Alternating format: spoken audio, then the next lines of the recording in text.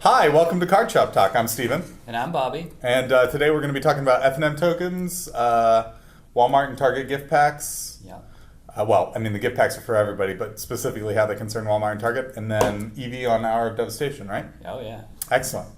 Well, let's kick it off. So there's a lot of controversy, I guess, going on over the F&M tokens. And I think we both agree that they're a good idea. We're excited about it. Yeah. I mean, tokens are important for gameplay, a lot of newer players don't understand the concept of a token or what it's for or anything like that. And then once they do, they're like, oh man, I really wish I had tokens for my deck because that's really cool. Yeah. And having a double-sided token is really good because that's half the space taken up by, right. one token. Exactly. And we have a lot of players, everybody needs tokens for everything. So we have a lot of players coming in specifically looking for tokens. A lot of times it's the more obscure ones or the harder to get ones, like Worm Coil Engine tokens is a popular one that people look for, insect tokens. The Vampire Lifelink ones. Vampire tokens, specific tokens for the set or whatever. And I think Wizards of the Coast is wisely caught on to how tokens add to a valuable experience in the game. And then they've kind of done their best to make more tokens, because it used to be back in the day, I don't know what you would say. You didn't get tokens for everything. It would be like, create a 5/5 ooze token or whatever, and you'd be like, all right, cool, like, here's a stick of gum, that's my 5/5 ooze token. Use those little melted marble things, the little glass beads. Yeah, the glass fish beads or whatever. Yeah, the counters. Yeah, counters. Yeah. We used to use those. The original Portal gift boxes had some of those in them. Blue, dark blue and light blue ones. And I've still got a couple of those. A real part of the game at that point. Yeah. So I think tokens are, I think they're a good thing. And the reason why I think they're good for F&M mainly is because tokens, sure, you're going to come out with there's going to be a lot of tokens, and that's going to decrease the value and the coolness of flip side tokens. And I think a lot of people are on the other side here and saying, no, getting alternate art cards, that's the way to go, that's better. But the reason why I think tokens are better is because you can always use tokens for something, right? Now, the worry, I think, is also with the tokens is that they're going to be obscure ones, like a random zombie cat token or something like that. But hopefully they'll be more usable. There'll be alternate art zombie tokens, there'll be alternate art rat tokens, bird tokens, insect tokens, things that you use in a game. Goblins, zombies. Exactly. And if it's a double-sided token, you have twice the chance of it being useful to someone. If you've got just a random F&M promo, like this month's is the draw 3 cards one. Reverse Engineer. It's Reverse Engineer, and if you're not playing blue, I guess you're out of luck this month. If you're not playing blue, you're out of luck. So if it's not in the colors you generally play, and you're a more casual player who doesn't play all the colors, that's not to say every pro plays a 5-color deck, but that's not going to be good for you. If you're not playing artifacts, it's not going to be good for you. Now, next month Fatal Push, or is it Renegade Rallier? Fatal Push. It's Fetal Beetle? I think. I'm not sure. Right. So this is going to create a huge amount of buzz, and it's going to be great for the store. And I can also honestly say I will miss getting good F&M promos for the store, because our attendance does go up. We get more competitive players in the store. And that's actually good. For competitive players, it's good to get a good promo. It's also good for casual players. At this very moment, if the first promo token is, let's say, 2/2 zombie. Foil energy on one side. Ooh, that'd be cool. 2/2 zombie on the other side. That appeals to a broad number of players. I don't see the problem here. Yeah. They could do just about anything. Now, if the first token is dinosaur on one side, dinosaur on the other side, they win everybody. Everybody's going to love it. It doesn't matter. You can just not even have to, not have a usable one. Sure, just have 5/5 dinos on each side. People will go crazy. Super sweet art, like dinosaurs on both sides. And that's the other thing, too, is I don't think Wizards of the Coast is doing this particular move to save money.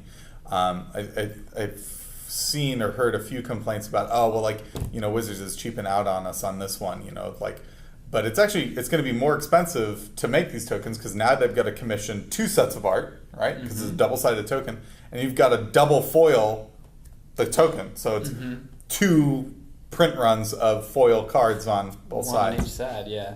So I don't think they're trying to cheap out on this. I think this is going to be a valuable thing. It might not work. You know, I'm willing to try it. It It'll might be. not be good for F&M, It but I could think be. it will be. It can be just like the shortened rotation schedule for standard. It's easily retconned and changed Yeah. back.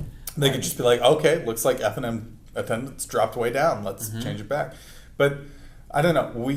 Maybe we can pull up a list or whatever and put it either in the video or in the comments or something like that of every F&M promo ever. Which ones are valuable? Which ones are still valuable, and which ones are not? Because I mean, Path to Exile, Serum Visions, Gitaxian Probe got banned, so it's not valuable anymore. Yeah. Those are the ones I can think of. I'm sure there's like way more valuable ones. yeah. Maybe. I don't know. We'll look into it. But anyway, I think it's going to be a good thing. I think it's good for both casual and serious players yeah. and more competitive players. And along with that, I'm actually really excited about their announcement to allow us to sanction Showdown on any day. Because Saturday's a weird day. You've got pre-releases, you've got game days, you've got like any like special thing that's happening. Invitationals Happens on a Saturday. Opens, GPs. I mean, You lose a lot. we're here in Tennessee and we border 8 states, and it's an hour drive to another state in every direction, just about. Yeah. So like, So it's tough for us to convince people to come out on a Yeah. Saturday. So I'm Yeah. glad that they changed that. and then what's the next item on the list? We're going to talk about the gift packs. the gift packs. So here we're going to get some conspiracy theory stuff here, because my theory is, and you'll hear a lot of local game stores and stuff complain about this. Walmart and Target both break street date all the time on products. In fact, recently on our Facebook page, one of our customers was like, "Hey, if you can't wait till midnight, Walmart's selling fat packs right now." Like, Yeah, and- thanks, buddy. Yeah, I know, right? It's like oh, oof. But you know, that really hurts local store economies and stuff like that. But it's hard for Wizards of the Coast, Hasbro, to come to Walmart and be like, your stockers have to change their schedule completely for this product. You cannot release it until you know, the release date, because they don't care.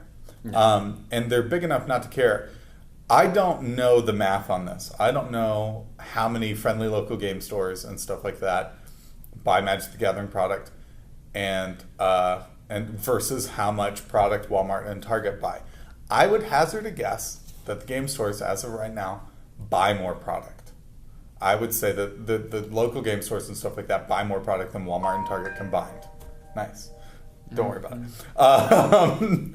But I think that Walmart and Target certainly have, like, they give a lot of money either directly or indirectly to Wizards of the Coast for Magic product. Oh, yeah. And that's why we're getting this gift pack. Because there's not really... The gift pack that is coming out mimics kind of like the Pokemon style of special EX box or whatever. And there's not a huge amount of value. It's got some cool alternate art foil lands. Yeah. But, you know, not super exciting. It's a $20. Is it a $20? Yeah, it's like no, or is 20. it $15? It's 20 or 25, I thought. I think it's $20. No, it's $19.99. Okay. So it's $20 MSRP for this thing, and you get 3 booster packs and 5 lands in like a big, an oversized, goofy card. looking box. I'm gonna get them. I mean, we're gonna carry them in store.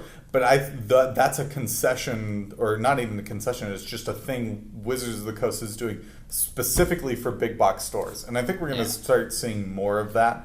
It might be a yearly thing. It might be more frequent than that. But they're gonna be making products that are specifically directed towards big box stores. Those are directed towards big box stores, which are directing them towards your grandmother.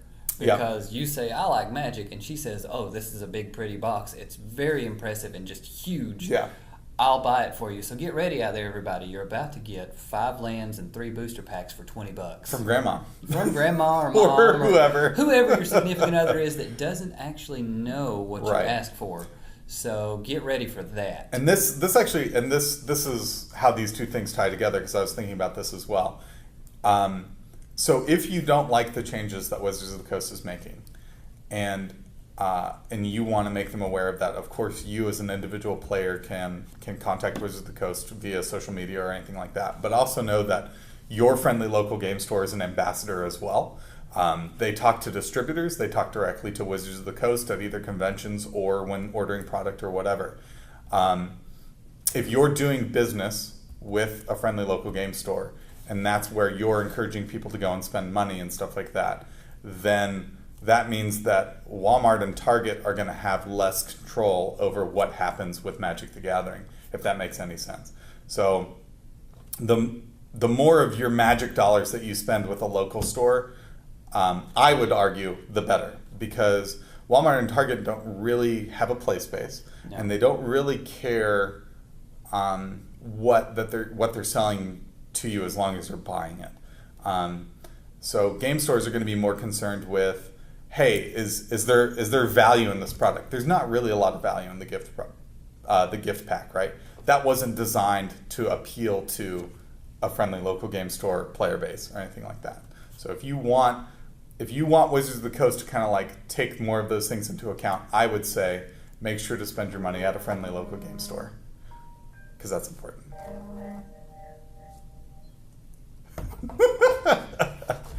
And that's all I've got to say about that. Any other thoughts on the gift pack, Bobby?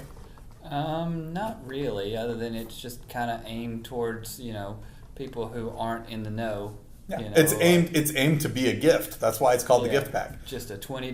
So and so likes Magic the Gathering. This says gift on it. I'll Yeah. get them that. It's a I'll buy 2-3 for 10s, but only get 3 packs. right, exactly. And it's designed to sell itself. Whereas if you go into a game store and say, "Hey, my friend likes Magic the Gathering. What does he like?" You're going to get a lot more of a personalized experience. They're going to be like, "What formats does he play? What does he like? I recommend you get this," right? Well, As opposed to you walk into Walmart and go down their card aisle or whatever, and then you're just like that. If you can get through the people that are shoplifting booster packs. Yeah, that too. Like, what a popular pastime that is. Yeah, for the record, we don't buy stolen booster packs. We do not.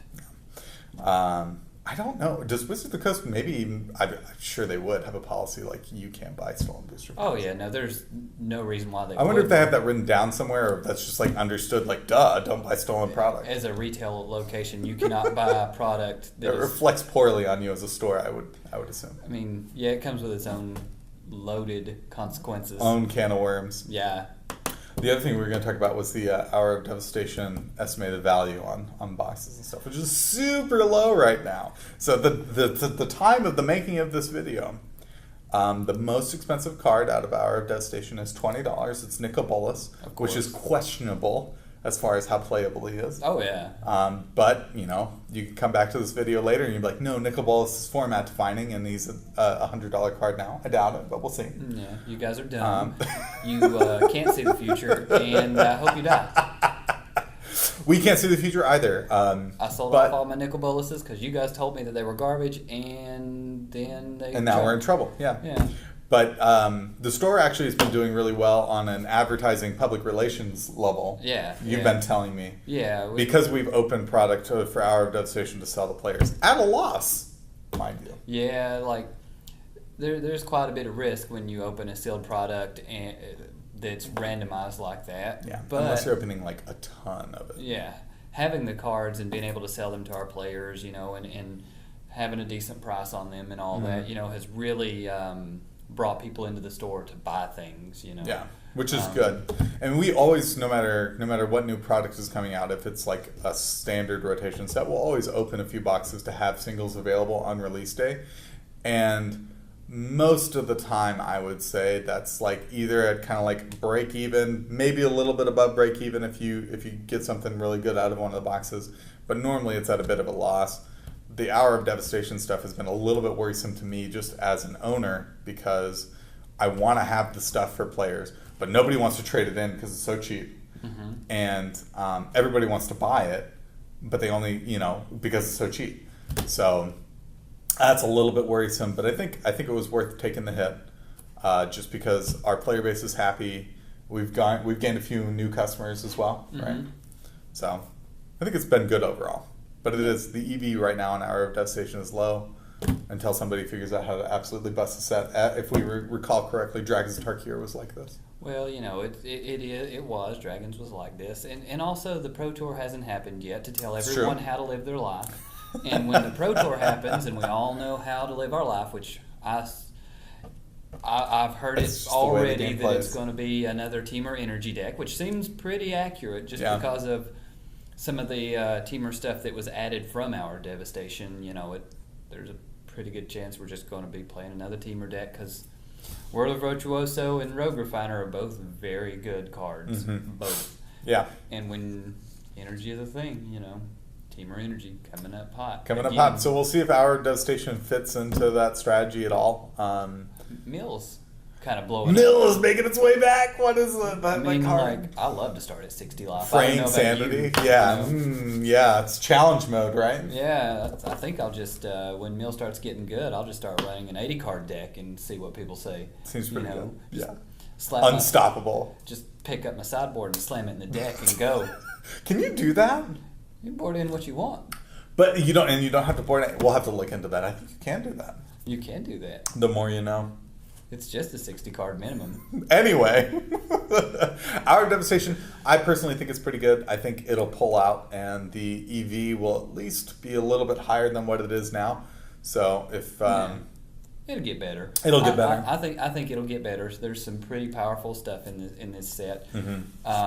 Once it finds a strong home cards. and things tend to settle out. I think also once we lose Battle for Zendikar block and Shells over Innistrad block, and we're back to kind of like normal sized rotations. Yeah. That's going to help a lot. This has been going on for a while now. I know I was watching the I feel like Cincinnati it's been Open forever. and someone played Thought Knot Seer, and my first reaction was I thought I was watching standard, not modern. 'Cause Yeah, that guy gets played in modern, and he's still in standard. He's still in standard. It's crazy. 2 years strong. Like, It's pretty what are nuts. you gonna though. do? Yep. But anyway, I guess our last point was we do dumb videos like advertisements for Yeah, the yeah. store. They're all really lame, but we encourage you to check them out. They're- We enjoy making them, probably more than you would enjoy watching them, but you should go see Yeah, them. they're pretty dumb. It's probably a mistake of us to assume that the people that are watching this video haven't seen, Yeah. But our silly you know, videos. However, if you if you haven't seen them, go check them out. haven't Yeah, seen them, for sure. go check that out. Yeah. And I'm Steven. what do they say? Like, comment, subscribe. Yeah, like, down comment, below, subscribe. or- I'm not going to bother putting that box somewhere. Like, you can put it like right there where it says subscribe. I'm not going to do that. Well, okay, that's fine. That's way too much work. The button is like literally right below the I video. don't know how to do it, so I That's don't okay. think you would either. Like, whatever. Yeah. But Check us out. I'm Steven, and I'm Bobby. and this has been Card Shop Time. It was. It was. Mm-hmm.